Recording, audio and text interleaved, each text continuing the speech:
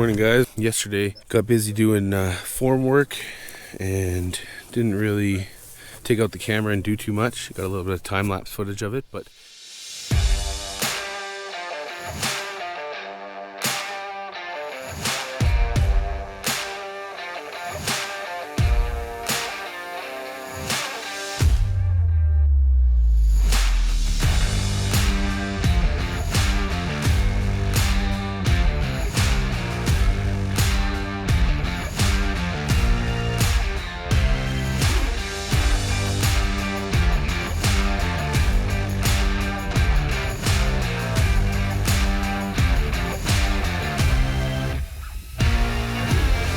just wanted to show you what we did yesterday. So this is what we're looking at here for the shop.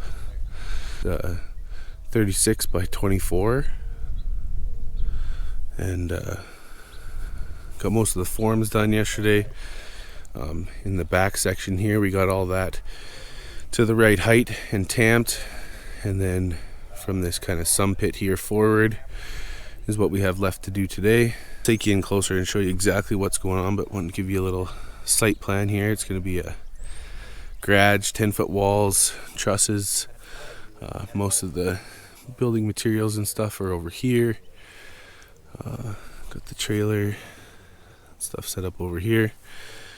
So I'll take you in closer and just show you exactly what some of the stuff we did yesterday was. We got the pad dialed in yesterday, got these forms put up. As you can see, there's a thickened edge here all around the building. So it's going to be a 1 foot wide by 1 foot thickened edge, and then out here in the middle will be somewhere around 5-6 inches of concrete. And then these forms, just plywood forms on one side, 2x4s on the other, and then these pins get driven into the ground. And these turnbuckles are kind of cool because when you have your string line like this, just to level everything off, you just take these here, spin them, and it moves your string line, moves the form to the string line, so that everything can be nice and straight down the edge.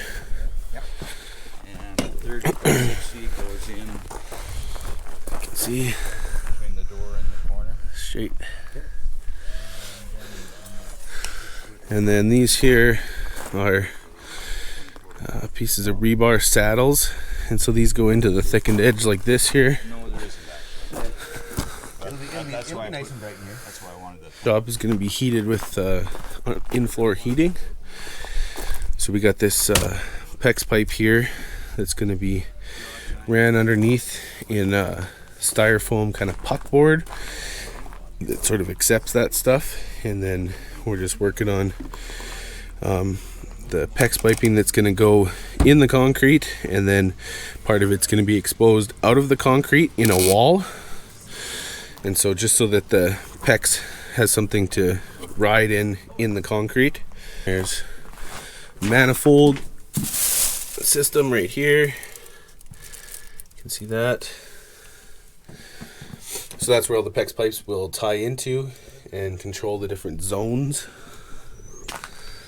There's the puck board I was talking about. It's got these pucks here on them, and the PEX piping actually runs in between here and allows you to run it in a way where you can control the different zones. Once you get this put all over, we're also going to be building a ramp back here. All this extra material that was moved for making the site level.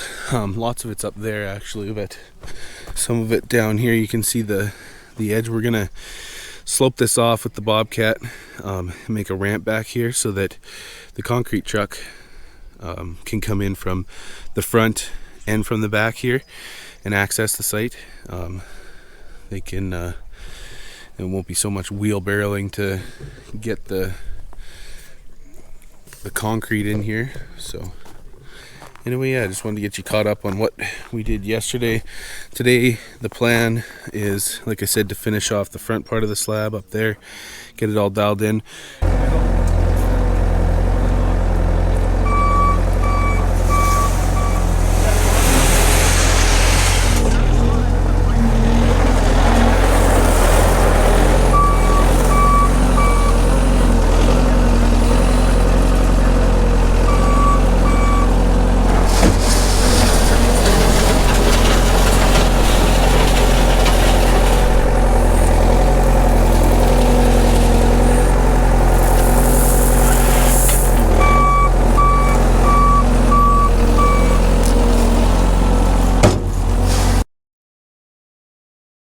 So here in this clip you can see the skid steer just taking gravel out of the front of the building here. It's there's two orange lines you can see on the gravel there. That signifies the front of the building, and the skid steer is just taking material out of the front to kind of create the thickened edge. You'll see in the next clip we actually put the form boards on the front of the building, so you'll kind of see what I'm talking about in the next clip. But we're just basically removing some of the material because we overfilled the front of it on purpose.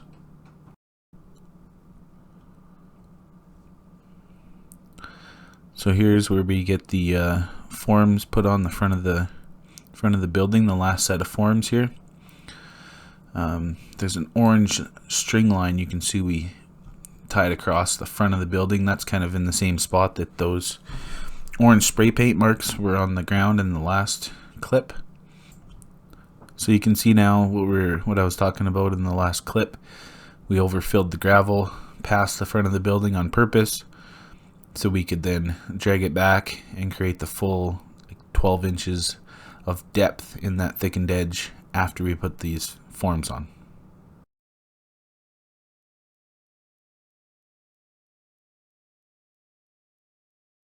So here we're just putting the stakes in the front of the form boards here to close off the front of the building. The front of this part here will have a 16-foot garage door in it. Not that that makes any difference in the way we put this up compared to the other ones. It's all the same.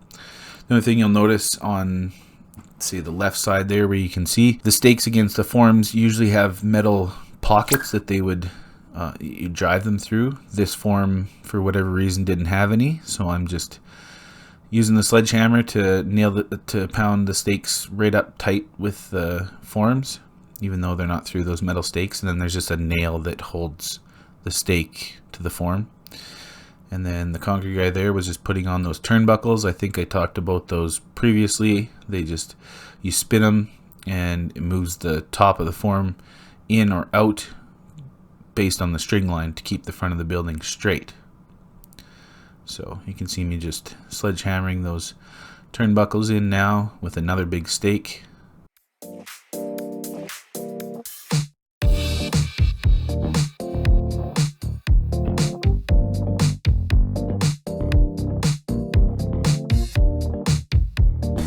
Hey guys, we just got the last part of the forms done on the front here.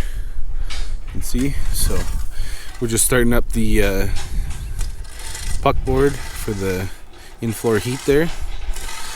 Gonna get that finished up, and then we start tying rebar here on the sawhorses and get that done. And that guy's got space.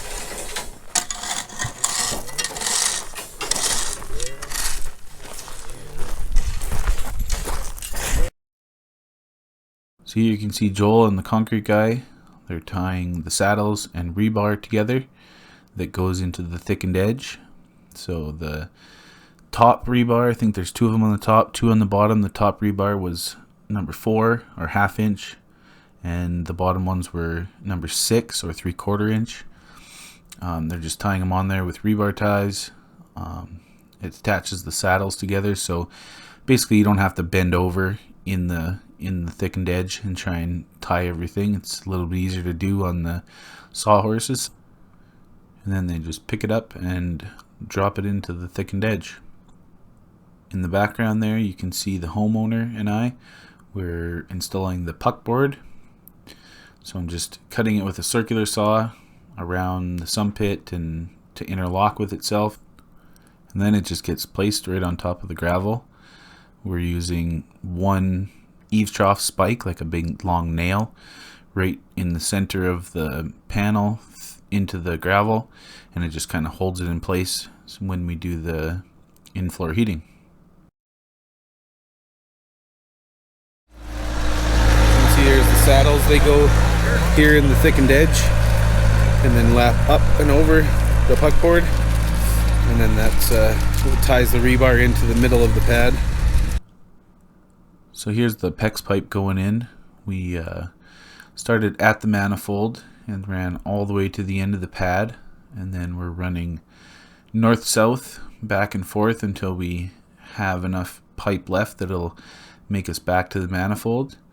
I think we do this 4 times, so there's 4 different zones, and just have to kind of plan out your path so that you can make it back and have a spot. It kind of gets pretty congested right around the manifold, so you got to kind of think about it before you go and do it. Here you can see I think we pulled it up at the end a couple of times. Well, you can see we got the pad ready to be poured here. I'll take you around and show you a couple things. So we got the rebar all put in, all the PEX piping put in.